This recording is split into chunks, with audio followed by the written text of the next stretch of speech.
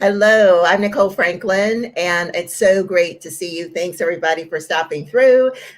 This is a live chat to celebrate Women's History Month. Women's History Month, so important, and so important to remember women that we should never forget. So that's why today is a very special discussion, but I want to back up a bit. I'm Nicole Franklin. I'm a filmmaker, a storyteller, but I have a very brand new podcast called Before You Go. And so we get to talk about history all the time because my co-host and I interview 100-year-olds or people who are getting up there, as my co-host Bryant Monte likes to say. So people who are like 80s, 90s, 100 years old, but it's first person accounts. We get to hear about history from their mouths directly. What's very cool, though, is that we get to talk about history all the time. And we love historians, and to bring forth some stories that should never be forgotten. We are meeting historians that we want to bring to you, the audience. So this is our first live chat. Our podcast's first live chat. And it's a strand called Before You Go Books, because we are meeting with a historian today, Dr. Sowande Mustakeem, who I'm so excited to have with me today. She wrote this incredible book. All right. It's riveting. It's a page turner. It's Slavery at Sea, Terror, Sex, and Sickness in the Middle Passage. And we're going to talk about the women who she features in the book. And I got to say, I realized more and more throughout my years of living that if it weren't for the women who made it miraculously, all of them who made it during the Middle Passage to bring my family, my people here, I always say it's a miracle that I'm here because of them. I honor these ancestors so much. And so I'm just very much looking forward to bringing you these stories today through Dr. Mustakeem. But I also have my team member here today with me, and that's Cynthia Wagner. Hi, everyone. She's also with Before You Go. Cindy's our Chief Marketing Officer. Cindy, aren't you excited to be here today? I am so super excited. No, it's going to be really great. So, without further ado, I just want to just do some housekeeping, actually. Everybody, if you're going to type in the chat area of wherever you're watching us, and thanks for watching us, some questions when you want to talk about what's going on in the book, let us know what's up. And Cindy's going to be watching for those comments. All right. So we do have this lovely chat that we're going to start today with Dr. Sowande Mustakeem.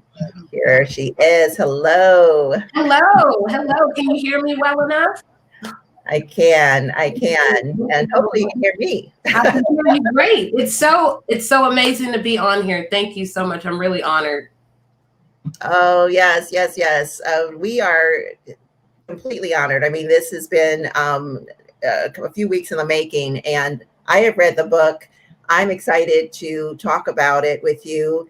I'm excited to get you going because I want you to read some of it. But first, let me just tell everybody that we are speaking to somebody who is a rare entity in this field of studies. We're going to call this, and I think, did you coin the term Middle Passage Studies, or how did that come about?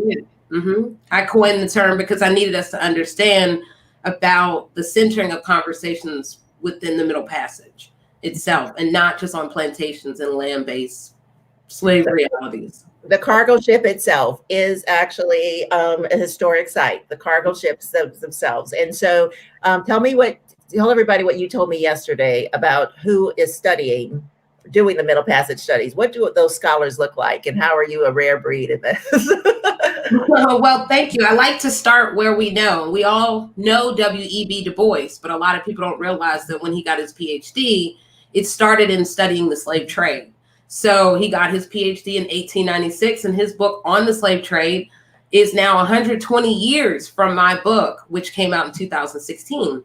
But most of the scholars that have written about slavery or the slave trade have largely been white males. Over the past maybe 20 years, we're seeing more of some changes, not a whole lot, but I represent one of only 2 Black women in the world that have ever written a book about seeing the value, but in writing about the Middle Passage, but the slave trade. So yes. That's amazing. So we need more. Would you say we need more Black women or people of color in general writing about this area? Many more, because I'm asking questions that should have been asked a long time ago. Why did it take 120 years for us to begin to care about women or girls or disabled or diseased or the many people? It is not just about adult Black men. So this really troubles the water, so we can understand how we need to unlearn and begin to expand in our even deeper historical and historical knowledge. I love that, historical knowledge. I love that. Thank you. I use it all the time in class. Oh, and then let's back up to your credits, your credentials. Because, you are a PhD and you are, was it the first tenured professor of color in history at Washington University in St. Louis? Exactly. I'm the first Black person to get tenure through the tenure track process in the Department of History at Washington University in St. Louis. So I make history and I write history. It's really been a part of my entire path. 21 years ago, I was the first one to ever get a degree from my university at Elon College, North Carolina. And then I saw the value in Blackness. So this is all an extension of my overall life that is very much steeped in Black history and culture and its evolution, and more importantly, remembrance. Where and how do we remember? What do we know? So in writing this book, it's doing so many things, but more importantly, to get us to look at where have we learned about it? What do we need to know? And how far can we go even deeper in remembering? And who do we want to remember? And who have we privileged? So there's a lot going on. And more importantly, the book is written to make people feel. If you don't feel, then you won't remember. Mm-hmm. Amen. Well, let's get started. I want you, please, to do us the gracious honor of reading the first page of the introduction, which grabbed me. You can just go through that. So I will read the first opening pages, and then I will explain how in opening this way, it was making herstory all over again. In a 1734 published account, British seaman William Snellgrave detailed his experiences while employed in the African slave trade. During his stay at Jacqueline, west of Benin in the Gold Coast region, a linguist brought him 2 Black females for purchase, requesting that he, quote, not let them be redeemed by anyone that should offer to do it, end quote. Snellgrave obliged the proposal and inspected both women, estimating one was, quote, 50 and the other about 20 years old, end quote. Variables he used to calculate the bondwomen's ages go unrecorded, although his estimations hinged on their displayed bodies, namely their capacity for future childbearing. During initial assessments, he determined the older female was past her labor, and as he declared, quote, not for my purpose, end quote. He chose instead to buy the younger female, believing she offered greater longer-term productive and reproductive value. Snellgrave's refusal of the older captive prompted an immediate reaction from the interpreter. Quote, it would highly oblige the king that he would purchase both females. Yet Snellgrave suspected that the coastal men made use of the king's name, quote, to get rid of an old woman, leading him to cease negotiations. Shortly after the failed proposition, Snellgrave gained insight into the circumstances surrounding the rejected older woman. Disappointed with the female's inability to secure a buyer, the ruler's aide, quote, ordered her to be destroyed, end quote, through forcible death. The woman's hands being tied behind her and her feet across, several designated men put her, end quote, into the canoe and carried her off about half a mile from the shore. They steered into deeper waters, casting the enslaved woman overboard, after which they witnessed some, quote, voracious fishes begin to tear her to pieces in an instant, end quote. Her seaborne execution reaffirmed racial and cultural biases that Snellgrave harbored against Africans, given what he characterized as, quote, the barbarity of those people, end quote. The next day, however, he received a letter from the chief mate explaining that Instead of falling victim to the jaws of traveling sharks, quote, the woman was on board our ship. Traveling back from the coast, one of Snellgrave's officers, quote, spied something floating on the sea, alerting his attention. He perceived it to be a human body laying on its back, and seeing the mysterious individual now and then spurting water out at the mouth. Realizing the person, quote, was still living, he ordered it to be taken into the boat and out of the water beneath. Several crewmen moved the female into the dinghy, untied the rope restricting their movement, and chafed her limbs and rolled her body about until she successfully, quote, discharged a good quantity of salt water out of her mouth, end quote. The sailors, unaware of the death sentence imposed on shore, remained perplexed with how, quote, she had escaped the sharks, routinely pervasive within open sea waters. The bondwoman's escape, facilitated by his own crew, forced Snellgrave to grow apprehensive if the king of Dahomey should come to know about her near-miss tragedy. He immediately ordered his first mate to, quote, to charge our people to keep the thing secret. After concluding affairs on shore, Snellgrave rejoined the vessel, conducted an immediate body examination to locate any lingering injuries or ailments, and more critically, he probed how the bondwoman became enslaved. Relying on an interpreter, he queried her relationship with the local ruler, to which she responded that, quote, she would never confess the reason of the king's displeasure against her, end quote. Soon after, the unnamed captive altered her story, declaring she knew not that she had in any respect offended him. Still unclear as whether this captive was unaware of committing any previous wrongdoing, or if her response was perhaps a protective measure used in lieu of possibly facing her accusers. The interpreter, fully cognizant of the prevailing circumstances, shared with Snellgrave that the female's removal, quote, was on account of her assisting some of the king's women in their amours. So do you want me to keep going and finishing it? Yes, because I have a million questions, but let's keep going. Yeah, we only have a couple of paragraphs left, but this is riveting. Right, sure, we'll finish it up so people know. Okay, Snellgrave remained uncertain about the bondwoman's movement into slavery, yet his curiosity did not hinder him from capitalizing on her unexpected inclusion as part of the ship's cargo. The crew maintained secrecy of her stowage, confining her within the hold and forcing her to journey across the Atlantic, leaving untold the experiences she endured and bore witness to on ship. Once docked overseas, this female captive, formerly cast and treated as worthless, was sold to an acquaintance of Snellgrave in Antigua. Bartered, sold, and exiled into a foreign space, she, much like scores of other slaves, never gained an opportunity to share her personal testimony of captivity.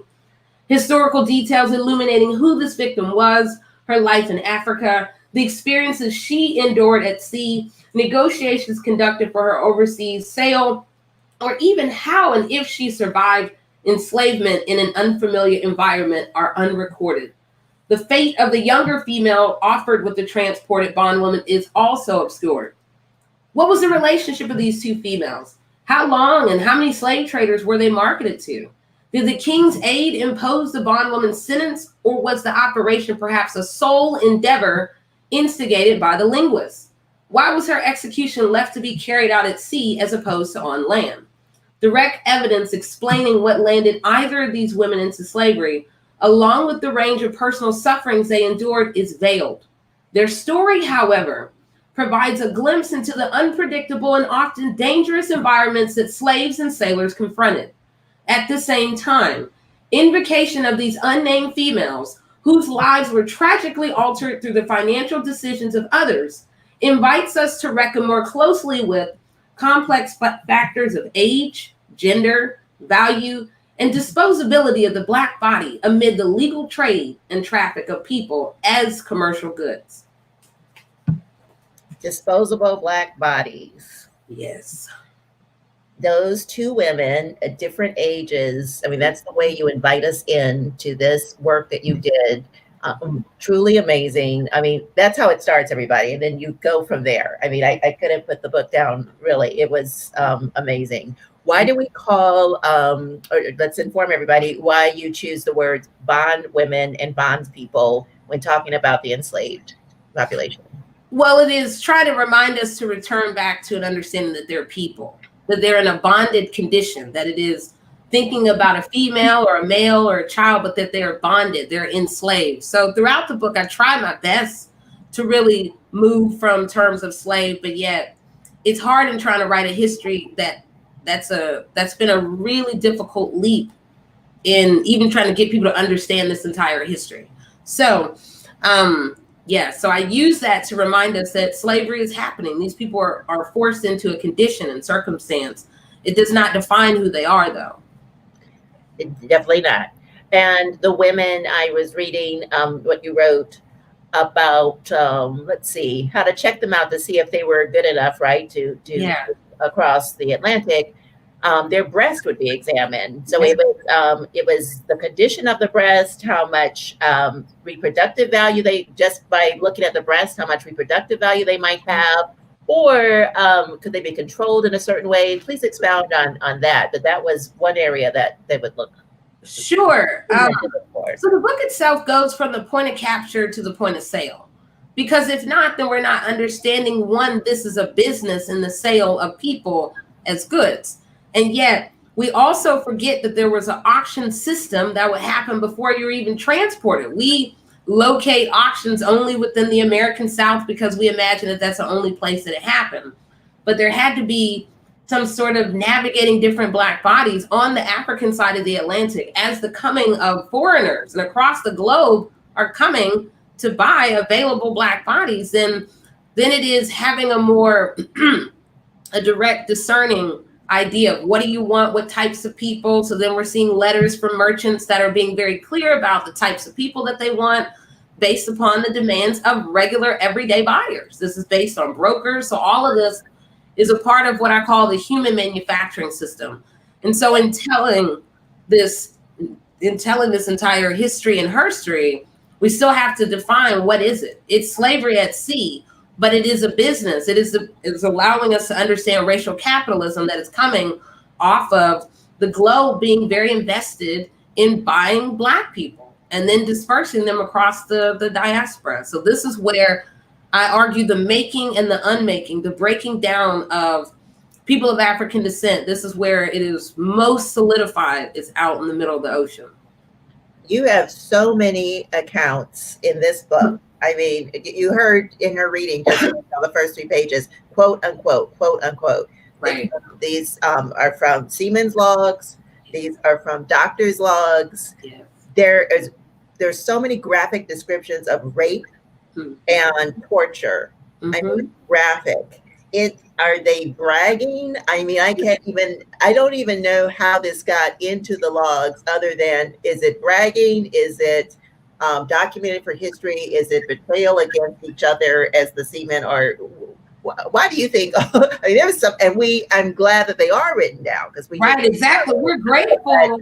What is the motivation? Did you ever discover that while you were? Well, I'll tell you, it's a variety of reasons. For medical professionals, you are writing to constantly assert your place within this world of slavery, to say you have a place. So of course, then you want to write about the conditions that are going on. A seaman keeping a diary, that was extremely rare to find because you're dealing with a very illiterate world. So they may be the laborers, but that doesn't mean that they know how to read. And so these letters are going between ship captains and distant merchants who are really trying to, this is why I call that chapter, the chapter you're referencing, Imagine Bodies, where they're looking far away to imagine what and who and how fits this sort of perfect idea of the best that we would see as transportable. But it also, in talking about that, is raising a conversation about the ones left behind, and then how it detonates violence in everyday lives because you hold no value. You're too old, you're too young, or babies not even have a value that we would assume they would. But yet, what can you do within the laboring world if you're an infant? So within that chapter and throughout the entire book, I try to make us more familiar with the many other people we've never considered, that we've overlooked, that we've forgotten when we say we know it all. Let's talk about the babies. There Yeah. were different functions. So infants would come on, still needing to, still feeding, right? Mm-hmm. They were either too annoying, Mm-hmm. Right. and they're disposed of, Mm-hmm. or there was some value. It is really hard to say that people who were in this business would have had compassion. Right. And so you hope for some sort of humanity there, but you did so much research. I mean, there are many examples. First, let's talk about what is your assessment of why children were even brought on the ships? Well, again, a variety of reasons. One, it could depend on how a woman enters the trade. She could be coming with children. She could be coming pregnant. She could have gotten impregnated while on the coast, while waiting to be sold. And so then there's that, but then there's also the separation of families. So there's that example, even in chapter 1, like we need to find some woman to bring on board, who can basically serve in nursing this child. So then we're seeing the beginnings of fictive kin and this enforced relationship, but children really represented a problem for most traders. They're too loud, whether we're talking about in the transport inland to the coast, or we're talking about on the ship itself. They require more, they're gonna be fussy. So that's why I also have this section in, I believe it's chapter 4, but I talk about violence and the limits of Black motherhood, because then we're seeing seamen throw infants overboard because they're annoyed by these children unwilling to follow the rules. So we're seeing that trauma making induced all the time is happening, but we think it's just when we get later on in maybe the 19th century, or maybe when we get to the plantation, but we're bypassing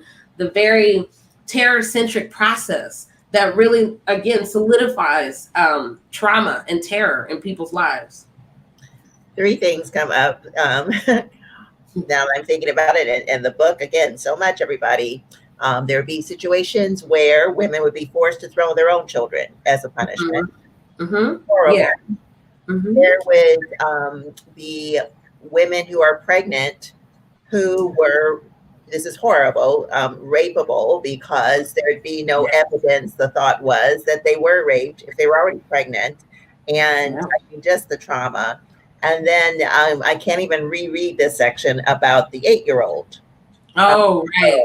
I mean, and I can't even believe that, again, that these went into the logs unless it was, I don't know why. I mean, because there's a variety of reasons. It's some of us want to be remembered in certain ways, or to show dominance, worse than others, but not yourself. So John Newton, who we know, he is a primary example that in his log being published, it still is later on after he's redeemed himself and really turned to God, and then we're getting Amazing Grace and we're getting all of that, but he's really using that to reflect on the industry and how he's not tainted in those ways. But you're a part of it. You keep going back and making money, and then you go. So that is a whole interesting thing to meet him in the history, and I became very dependent on some of his logs, his log book, where he's telling all these stories about that I'm participating in this trade. But what does it mean? What does it do to the people involved? We don't think about that. We don't think about the psyche on all sides. Again, thinking about rape, we got to think about the rite of passage. That's what I really tried to reinforce, that there is no, who's really going to go and try to trace where venereal disease came from, or who's really going to try to figure out, hey, which sailor got this Black woman pregnant, or all the various things. But it's a history that is so uncomfortable for many of us. And later on, we can go into that more about memory and how I tried to theorize about it, about our own selves as a global, just as a globe. Talk about the journey you took and research. How long, how many places did you go? How many people did you talk to? Because I love when we met, I was like, oh, I love meeting oral historians. And you're like, well, all the people I talk about are dead. So yeah, right. I'm like, oh yeah, that's right. But talk about your journey in putting this book together. Again, everybody, Slavery at Sea, Terror, Sex, and Sickness in the Middle Passage, a must read. And there's also a book soundtrack, which we will get to as well. So there's so much to it. And I'll say I went to 25 archives across the world. Wow. This is thankfully well before a pandemic. That meant I had the freedom to be able to move in and out of spaces to gather as many documents as possible to tell the story.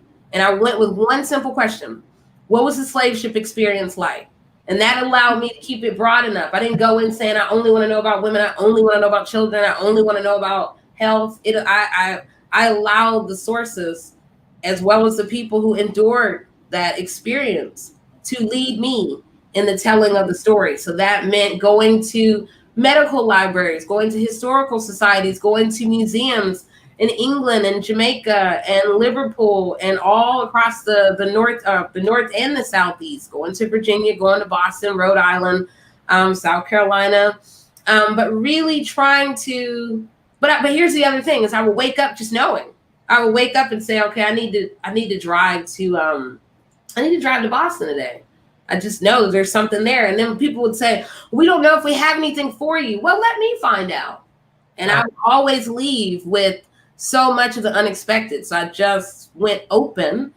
And through it, a lot of people, for me, I've always known that this was a part of my purpose. Mm-hmm. So that meant I was sort of like, I knew how to balance the reading of trauma, the violence of the archive, all of that, all the various sort of where are we, and then trying to dig and find. So that meant that I was moving at a rapid pace and going in the gather and go mode. And then, but yet when it came down to writing it, that's when every chapter would take a full toll on me. And the hardest chapter to write was the suicide chapter. I was so in low spirits but I knew I had to begin to channel the energy to be able to go and think, wow, yeah, how do you cope with the shock of enslavement? Really asking questions that we have been unwilling, and we'll always say, oh, I'm so happy to jump over the Middle Passage and get to the plantations. Like, what is that doing to the history, the herstory, and the people in between who made it and those who did not? Mm-hmm. I liked how you were talking about a different realm. Yes. Their minds had to go to. Mm-hmm. Yes. So you're in captivity. First, you're stolen from everything you know.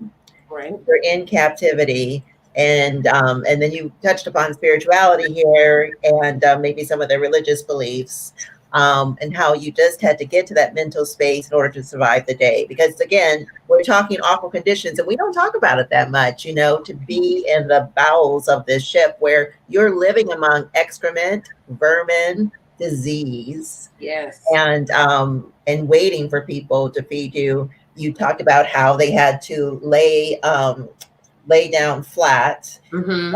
That meant they had room. Had they been laying down all together sideways, there wouldn't be the room later that they needed when they're flat. That's the amount of room you have. But all the details you uncovered. Oh, thank you. But yeah, and then like you said, when it was suicide for them, and it's hard to talk about suicide publicly because it's a trigger. So yeah. Everybody, who's watching, though this is a trigger. But again, you put it in a way that that was, maybe it was an escape. Mm-hmm. And they thought they would escape by right. jumping overboard. Yes. That, swimming anywhere had to be better than here, right? Mm-hmm. So maybe it wasn't intentional, when I kill myself. So it's just, you're just right here. You're on the ship. You do, there is no out in it. And but talk about when people tried to have good times, because the seamen would have them dance because that was exercise and it was supposed to be fun and it was supposed to be a relief, and then there was something about the beads that you said that were given to the women. Oh, yeah. Weaponizing of tokens. Where as a woman either comes on board or, just to sort of maybe create some idea of feeling special, to give some beads to have her tie it around her waist, which also symbolically is marking a woman's body like that's mine. And then yet collective temporary ownership in a whole other way. But it is also assuming that these women were even want or would engage in those ways. And we see so many different times that these sailors are trying to predict women, and they would always go beyond that, whether we're talking about abortion, whether we're talking about being involved in ship revolts. No, it is not just Black men that fight back. So the women were in the revolts, and they were the scariest part because they were the unknown. Yes, exactly. During the revolt, I love that you covered that. Yep, because you didn't know the power. Right, exactly. Because they're serving as spies. They have closer proximity to different tools. They're able to watch people's routines. But we're almost obsessed with these muscled adult Black men who are protecting Black women, and then yet, when and where and how do we look at the agency of Black women and Black girls? So again, I trouble it in our definitions because I try to get us to understand a 2-year-old girl is not a woman. So why do we say, why do we leave it there? But it is now looking at the full spectrum of many people. Oh, yes. And then when you were talking about how, there was poisonings. Yes. Brought from the people who were captured. Right. If they're wearing nothing, how did they get the herbs and the plants on the ships? That was right. clever, and somebody sent a message back, gotta take care of business. Right, exactly. And then knowing that food is the most dangerous way. And then, putting it in an unexpected place, rice, So I wanted to show more of what we didn't expect. We always say, oh, well, we already know about the slave trade or the Middle Passage. But what do we know? Who do we know? How do we know? How do we feel it? Oh, my goodness. I'm going to bring Cynthia back in. Great. Yes, she's been watching our stream. Hi, Cynthia. Hello, how are you? Good, how are you? I hope that you're staying awake and feeling empowered. Oh, yes. I'm loving everything. This is so great. I'm so glad that you're here and you're telling us everything about the book. This book is really good. Thank you. I worked very hard. When you come out, tell us how it's been doing in sales, your responses, all of that. I don't want to step in, Cynthia, but I'm just, I keep jumping all over this place. Sure. Well, I'll say this, that every year that it's been out, it explodes with interest even more the next year. Yes. And what's even more exciting is there's a forthcoming audio version. I'm not reading it, but we do have a Black woman who is a professional narrator, Mia Ellis, who was hired through, or she works, but got the contract through Tantor Media. So if you go and look up Slavery at Sea audio, then you will see it's forthcoming next month. So that means it's going to be a completely relaunch. It'll be like the book just came out. So in winning 2 awards, that has catapulted it, it really is being read across the world. It's in the National African American History Museum.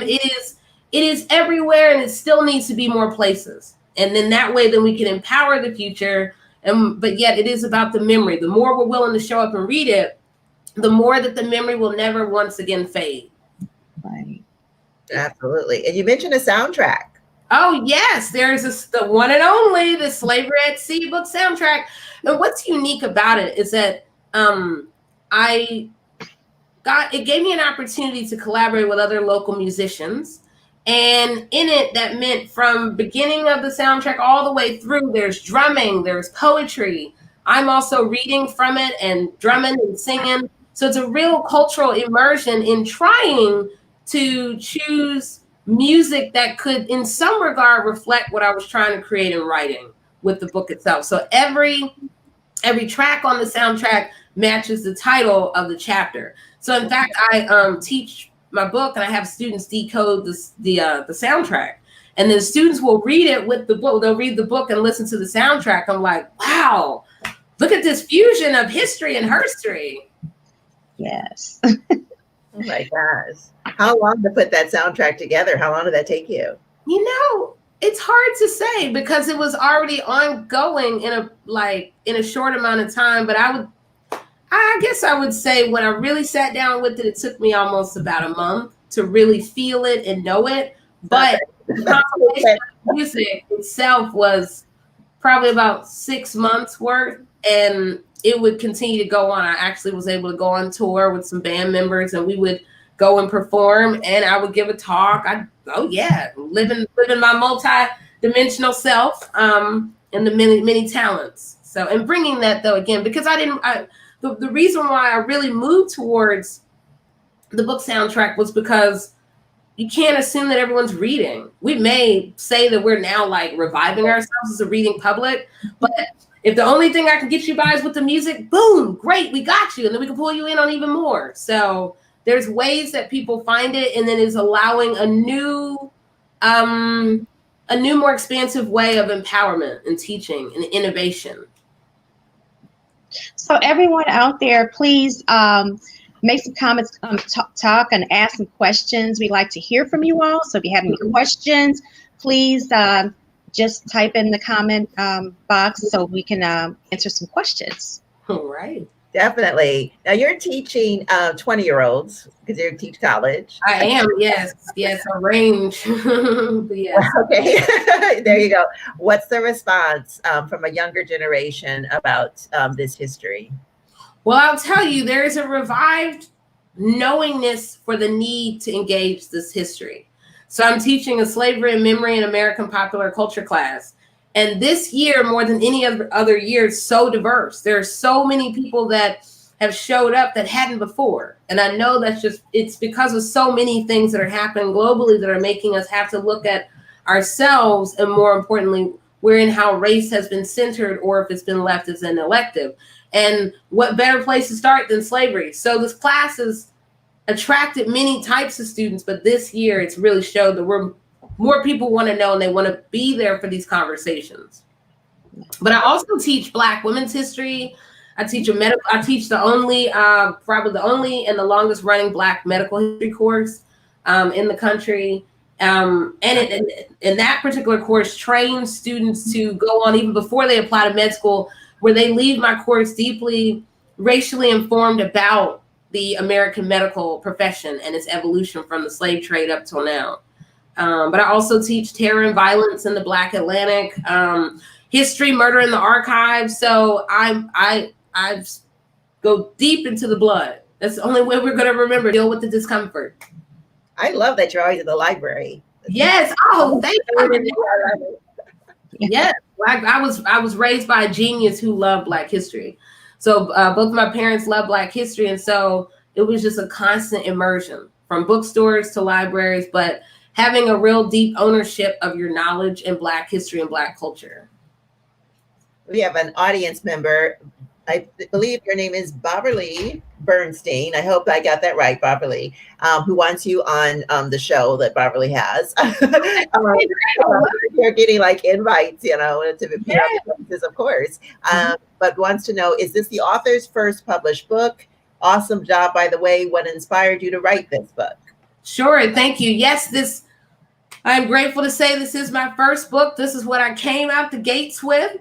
This is your first? This is amazing. Thank you. This is my first book ever. And then I remind people that it was a process of learning myself, because I was told I wasn't a good writer. And then at what point do you begin to not believe other people and say, I'm going to stand in my truth?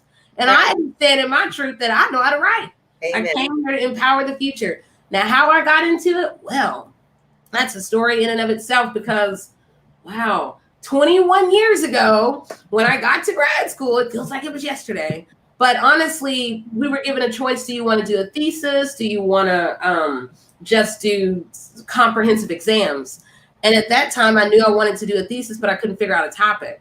And I was sitting in my office, my home office, and windows are closed, no fan going. And then all of a sudden, this gush of wind comes flying in. I mean, the windows weren't open, and all these papers go flying like in a tunnel, like whatever, just sort of flies in a circle.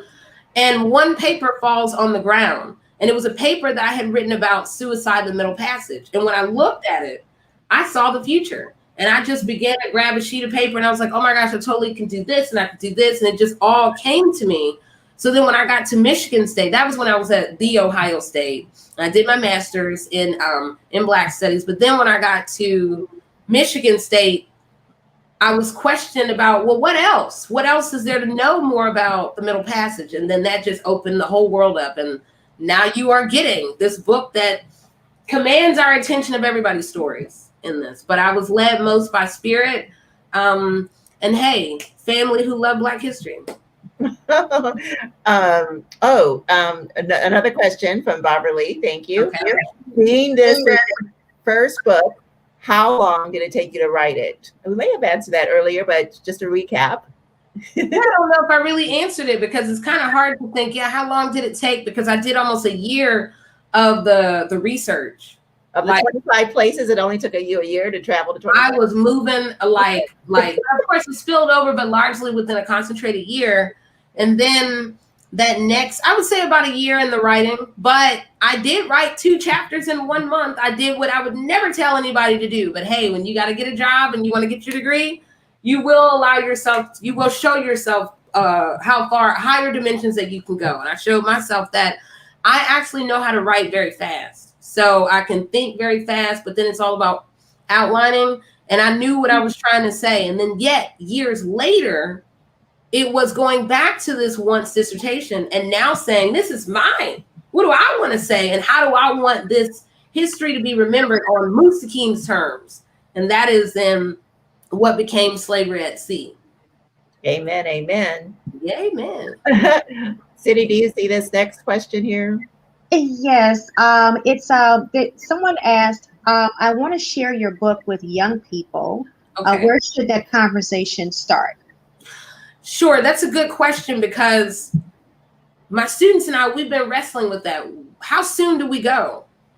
How soon do we go with many other histories that are trauma-centered?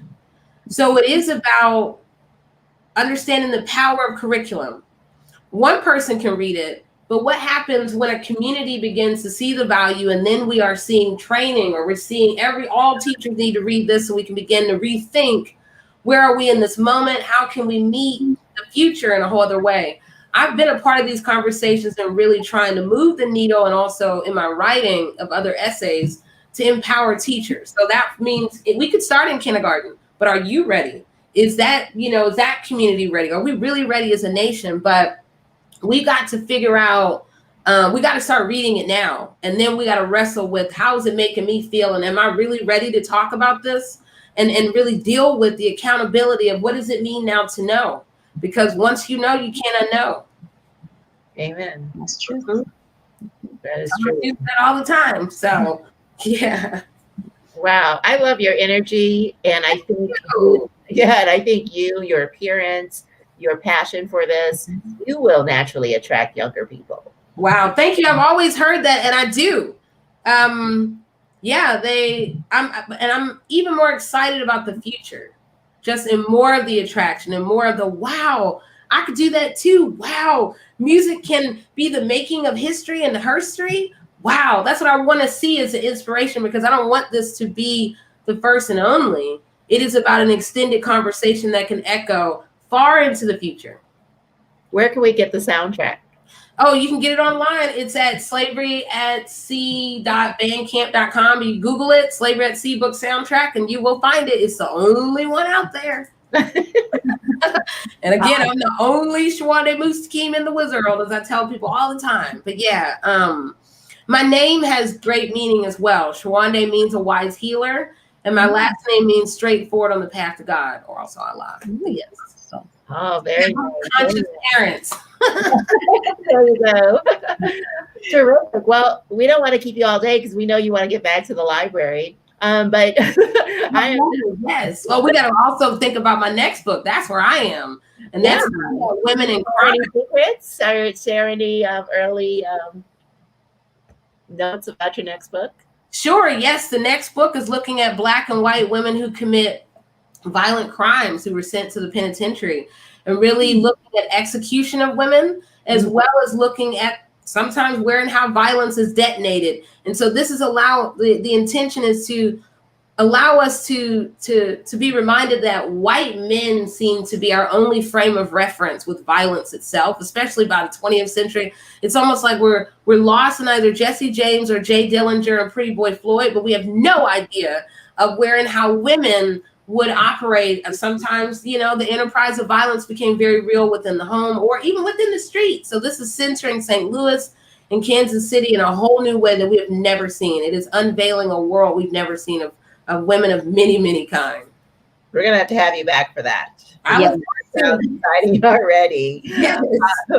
So what I want to do is I want to, if you allow me, just read the first paragraph of the epilogue of how you Yes. because I just love your writing. You did a great job writing. Don't let anybody tell you otherwise. Right. But I'm so honored that I met you actually through my sister Kirsten, and it was really cool because I was just like, wait a minute, who is this? This is something I would have never picked this up, and I love this book. So here again, everyone, is the epilogue, just the first paragraph. You have to get the book and read the rest for yourself. That's right. She says, the dead are not remembered in the cycle of slavery's horrors. We look for them in novels, graveyards, histories, plays, and films, searching for the closest version of heroes and sheroes who boldly fought for freedom during the diaspora's most iconic fate of Black struggle. Yet we recoil at the bloodied, naked, castrated, decapitated, starved bodies, burned flesh, mangled limbs, half-bald slaves scarred in their souls by the pain of bondage. If the dead are remembered, how are they remembered? And if the dead are indeed celebrated among present and future generations, who are the dead that we remember? The consequences of history loom ever present, forcing the more difficult question. In remembering some of slavery's dead and long since gone, who do we in turn permit to become, or perhaps to remain, historically forgotten? Wow. You are wow. Thank you. Thank you. Thank you. This was incredible. I could talk 2 more hours to you, of course, but I'm going to wait for that next book. And yes, just wait. It's coming. I want to thank everybody for tuning in.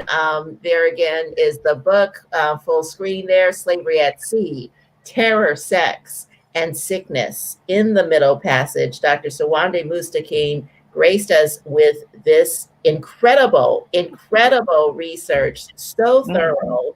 And the details, we cannot forget, especially during Women's History Month, about these women that brought me here, brought many communities here. I wouldn't be here without them. And I honor that so much. And, just want to share my love for what they, that perseverance, that keeping their souls and those around them just nurtured and encompassed in love when they could. It was hard. And again, a miracle that they got us here. So amazing. And everybody, please visit us at beforeyougo.tv. Again, that's beforeyougo.tv. That is our new podcast. We actually talk to people who have seen history in their previous 100 years, and that we talk to our super seniors on our podcast, which we love. We love learning about history. So beforeyougo.tv, please download our podcast,